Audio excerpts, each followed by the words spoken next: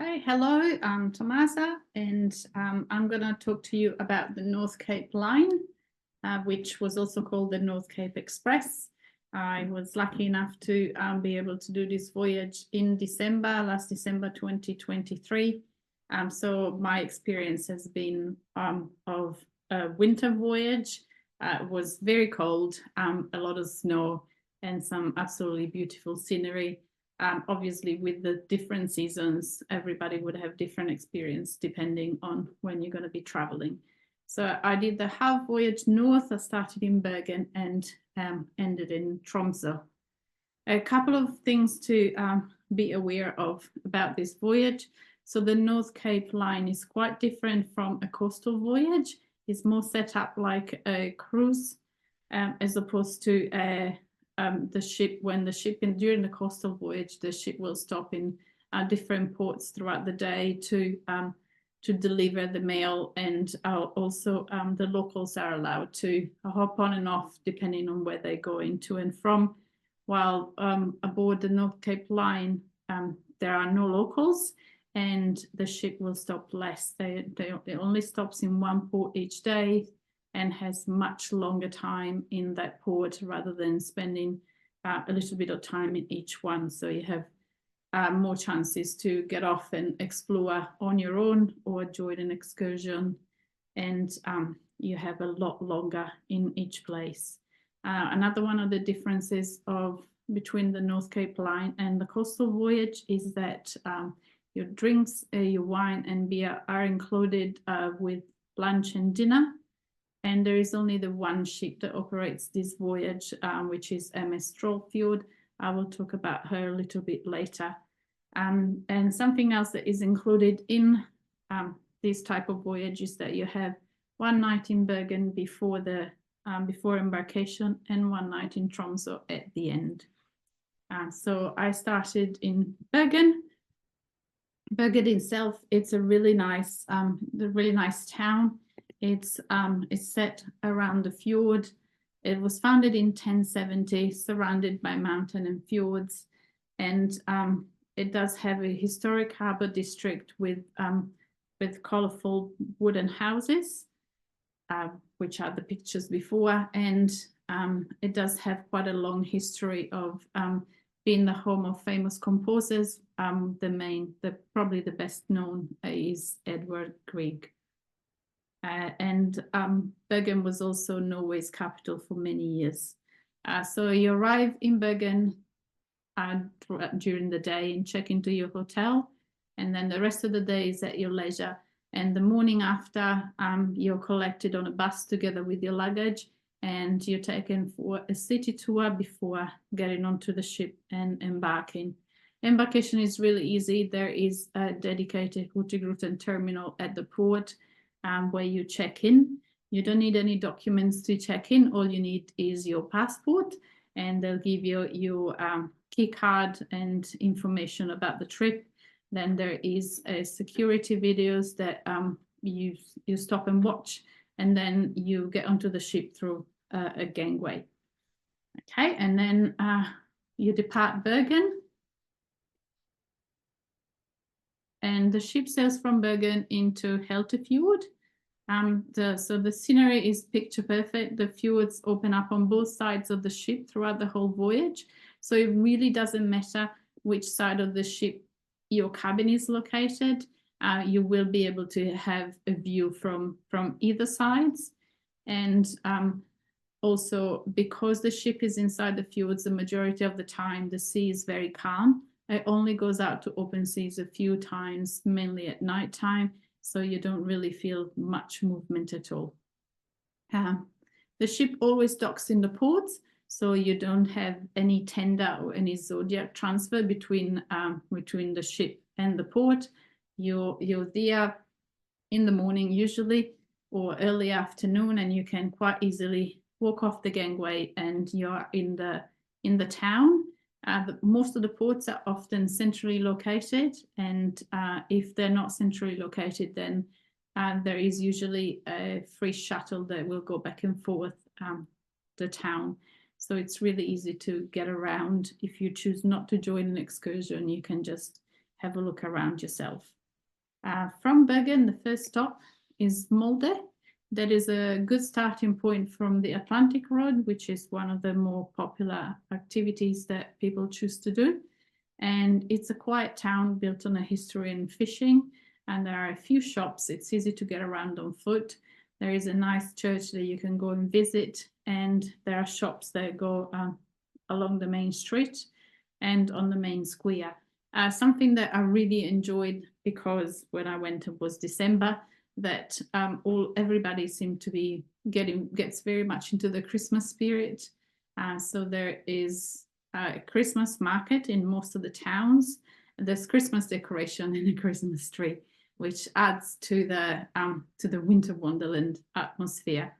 One of the things that I did in Molde was a hike. There's a number of hikes that are usually offered on board of the ship, so you can't pre-book them, but you can book them on board, and that was one of the highlights of the trip. It wasn't very strenuous, and you go with the Coastal Experience team, and they'll take you up to a viewpoint where you can see all around you, and you get a panoramic view of Molde, the mountains across, and the water, and the sunset are beautiful, because being that far north at that time of the year, the sun really never rises from the horizon, so you always get this really soft, beautiful light. And when the sun sets, the colors are even more striking. On the way to the viewpoint, we came across some children playing on a frozen lake. Everybody's really good at ice skating. And then on the way back, the Coastal Experience team stopped at a hut and gave us some hot drinks, and we cooked some typical cookies on the fire, which was really nice. Okay, and then after Molde, the next two stops are the towns of Rorvik and Lodingen. They're both small villages. The ship stops for most of each day. And again, you can choose to do an excursion, which is an extra charge, or otherwise you can choose to go and have a look around the towns yourself, and look at the fishing huts that line the shore, as well as there usually is a museum that you can go and visit in most of the towns. And in December, like I said, you can also find a Christmas craft market. And in Rorvik and Lodingen, the Christmas markets, the locals open them especially for us, so they know when the ship is arriving and leaving, and they make it a little bit more of an event. And same for the priest that looks after the church. He was there especially for us, and he gave us an introduction and explained the history of the church, which was really interesting. From there, the next stop is Alta, which is also called the City of the Northern Lights. It's one of the bigger coastal towns on the coast. It has 10,000 people that live there, and the area is known for Northern Lights, particularly good Northern Lights visibility. There is quite a striking cathedral, which is called the Northern Lights Cathedral, that was built in 2013 to replace the old church that was made of wood and fortunately burned down. And the design was a result of a competition. The external cladding is made of titanium, which reflects the light and kind of reminds you of the Northern Lights themselves. And the color changes depending on the color of the sky. And the inside of the church is also made to remind of the Northern Lights. And because it is a little bit bigger town, there is quite a good indoor shopping mall with shops that are really good for souvenirs if you wish to go and have a look at some souvenirs, and supermarkets, so you can have a look and see what the local eat. I always find it very interesting. I love supermarkets. And also there was quite a number of Christmas decorations. The town itself is a little bit further away from the port in this case, but there was a bus that went back and forth at regular intervals, so it made it really easy to get into the city. And then from Alta, the next stop is Honningsvåg, which is the northernmost city on the mainland and the gateway to the North Cape. It does have a distinctive landscape because the furthest north you go, the less vegetation you can see. So there are no trees or bushes. It's very barren. The light is absolutely beautiful. It's very calm. So the pictures that you can see here were taken at about 11, 12 o'clock lunchtime. So the sun really doesn't rise from the horizon, and you do get about 4 or 5 hours of daylight, and the rest is darkness. Which shouldn't really put you off from traveling that time of the year, because you get better chances of seeing the northern lights, and also the atmosphere is a lot more special. So I did the North Cape excursion, which was probably the highlight of the trip. And on the way to North Cape, you stop in the fishing village and you learn about the king crab, and you also get to have a taste of a king crab. And this is the fishing village where we stopped. And then on the bus, it's about an hour to the North Cape. So this is one of the northernmost point of mainland Europe. And on the way there, you go past the White Plains, and it's very barren, and the light is very beautiful, and it's kind of a magical landscape. So you can take very many pictures of the scenery, because everything seems quite magical. So the North Cape, the first explorers reached the cliff in 1553. And if you look at the first pictures, they used to come from the sea, which is all the way down below, and make a way up to the Cape, which was quite an arduous task. It's quite much a lot easier these days that you can get there by road on a heated bus. And in 1873, King Oscar first scaled those cliffs, and then the North Cape became a tourist attraction. At the Cape itself, there is the monument, the Globe Monument, and also there is a really interesting museum that tells you the history of the Cape and a video about the Northern Lights. So you have a chance to spend quite a bit of time there, and then you go back. It is a whole day excursion, absolutely worth doing. And as well as going on the bus, you can also do that on snowmobiles or quad bikes if you wish, if you're a bit more adventurous. Okay, so from the North Cape, the last stop of my trip was Tromsø, which is where I disembarked. Tromsø is quite a big city. There is good nightlife, many shops, really nice restaurant and cafes. One of the most famous landmarks is the Arctic Cathedral. Again, it's quite a new church. It was built in 1965. And Tromsø itself is situated almost 400 kilometers north of the Arctic Circle. So it does have long winter darkness or the midnight sun, depending on when you visit. And on disembarkation, then you're taken for a city tour that lasted about 3 hours, and then dropped off at your hotel where you spend the night before checking out the day after, and then you can make your way to wherever it is that you're going. Tromsø is a really good place for the Northern Lights as well, as you can see from that picture that I took in the port. Even if there was quite a lot of artificial light around me, the Northern Lights were quite visible there. And as well as visiting the city, you get a chance to go to take the cable car on top of the mountain and enjoy the view of the city, mountain, and fjords.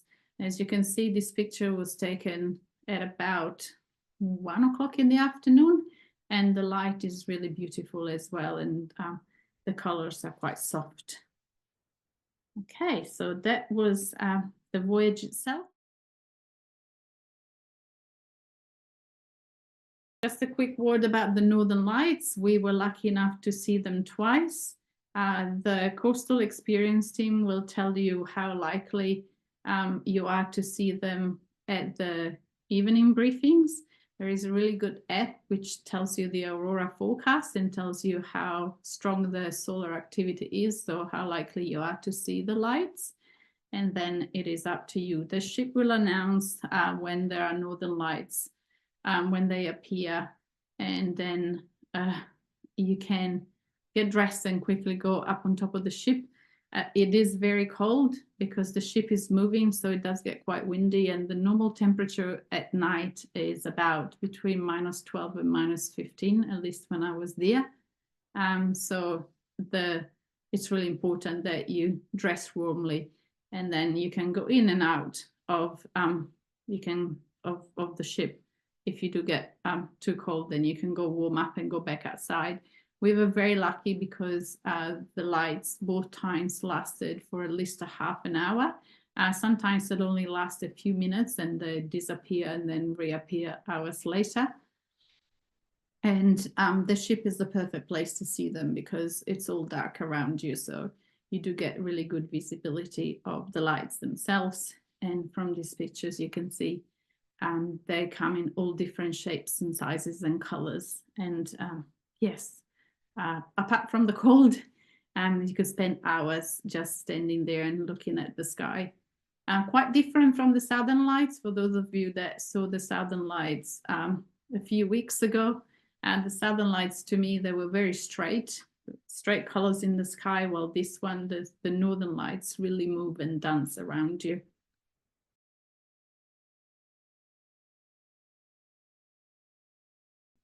And getting onto the ship itself. So Trollfjord was refurbished in 2023 with locally sourced materials. It's a really nice and comfortable ship. There is a bar in the panoramic lounge, which is that picture on the top left. So it's a 2-story panoramic lounge with the bar in the middle. And then there is also a sauna and a gym. And there is a lecture hall where the Coastal Experience team does their presentation every day, and 3 restaurants, as well as a library, a lounge, and a hallway as you enter, where there is the main lift. And there was a very tall Christmas tree while I was there. So the ship has free Wi-Fi, and there is a really good app that you can connect to once when you board. And on the app, you can check the daily program, the menus, what time you're arriving and departing a port, if there's any point of interest that you're passing by while you're on board, and also the excursions that are offered and the excursions that you have booked. It's very easy. It's always available. And also if you have roaming, Wi-Fi was available everywhere we went, because obviously we were in towns and cities pretty much most days.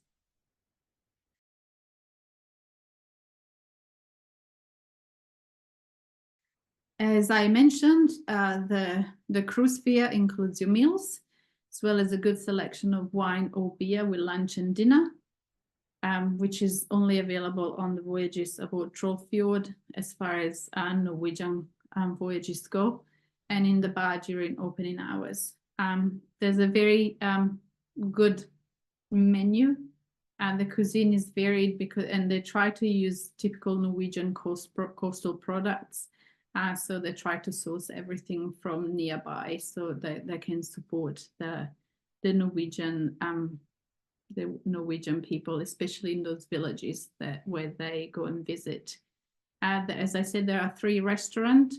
One of them is an extra charge because it's a fine dining restaurant, and if you stay in a stateroom, you do have to pay an extra charge, or if you stay in a suite, that's included in the price of your suite as well, while the other 2 restaurants are included in the fare.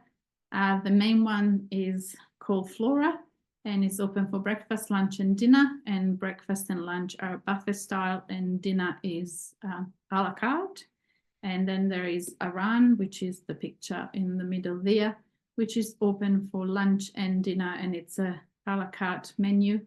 You don't have to make a booking for Aran, but for Flora, when you first check in, you'll be given a table number and a dinner time for your dinners, and you're expected to stick to that dinner time and that table. You can make a change when you first arrive on your first evening, and then from there, that's where you are going to be taking your dinners, while for breakfast and lunch, you can sit and go and eat anytime you like.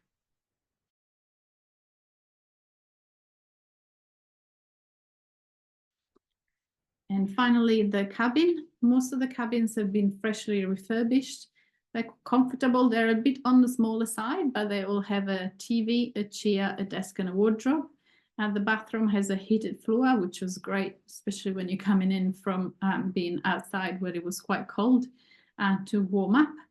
And while the suites are very spacious, the suites are located on the upper floor. They have a really nice sitting area to the side of the bedrooms, and the other cabins are located throughout the decks, the different decks of the ship, depending on the category that you have booked.